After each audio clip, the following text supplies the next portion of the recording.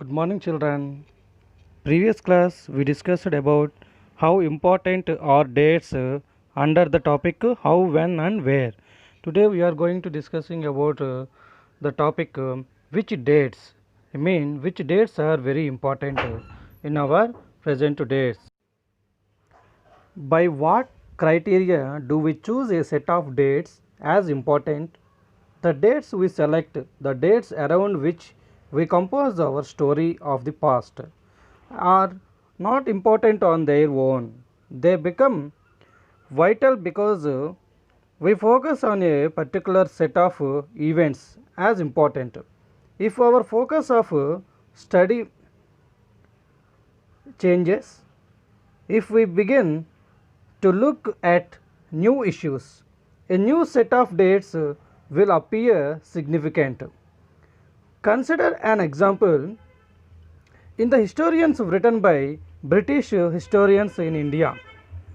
The rule of each governor general was important. These historians begin with the rule of the first governor general, Warren Hastings, and ended with the last viceroy, Lord Mountbatten.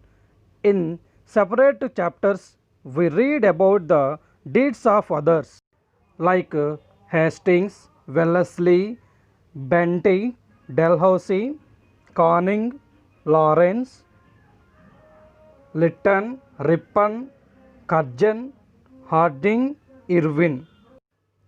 It was a seemingly never ending succession of governor generals and viceroys. All the dates in these history books were linked to these personalities, to their activities, policies, achievements. It was as if there was nothing outside their lives that was important for us. The chronology of their lives marked the different chapters of the history of British India. Can we not write about the history of this period in the different way? How do we focus on the activities of different groups and classes in the Indian society within the format of this history of governor generals? When we write history or a story, we divided it into chapters. Why do we do this? It is to give each chapter some coherence. It is to tell a story in a way that makes some sense and can be followed. In the process, we focus only on those events that help us to give shape to the story we are telling. In the histories that revolve around the life of British governor generals, the activities of Indians simply do not fit. They have no space.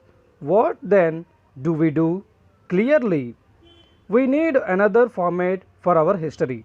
This would mean that the old dates will no longer have the significance they earlier had.